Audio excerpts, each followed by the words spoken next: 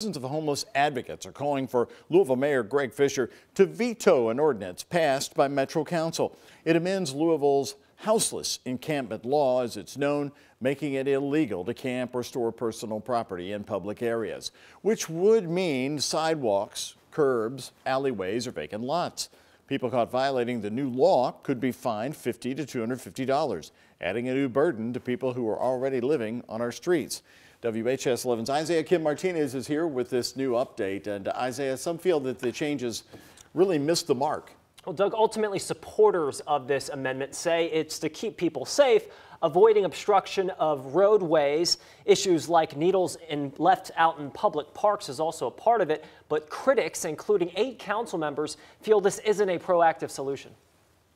In a 16-8 vote, Metro Council members passed a controversial amendment to Louisville's homeless camp policies. What used to only mandate a 21-day notice for clearings now has stricter language added to it. Councilman Ja'Cory Arthur, one of the 8, voting no. What doesn't help, creating more restrictions on camping and telling people where they can't go. We need to put all of our resources and energy into making spaces where people can go. Just days out from bitter cold temperatures, the outrage has hit social media, reflecting in a petition calling on Mayor Greg Fisher to veto the legislation. The ACLU of Kentucky's Kungo Jagunya says they're pushing hard. I think that could be something, a good move that he can do right before he leaves office. We realize that there is an issue that the city needs to address, but criminalizing homelessness, taking property from people who are houseless, potentially assessing fines, doesn't get to the root causes. Louisville's Coalition for the Homeless is one of many groups who called for council members to table the ordinance until the new administration takes charge, but to no avail. Our biggest fear is that what is going to happen next council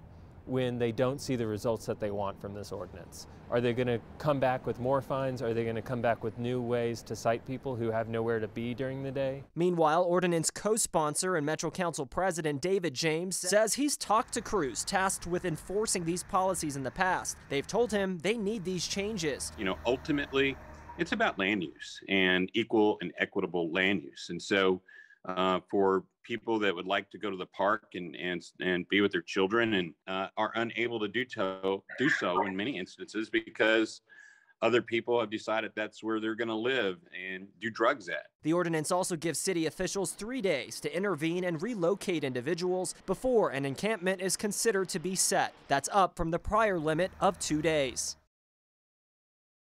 And Doug, that petition now has over 600 supporters tonight. In a statement, Mayor Fisher's office saying, quote, he will review the ordinance once it is received. All right, Isaiah, thank you very much.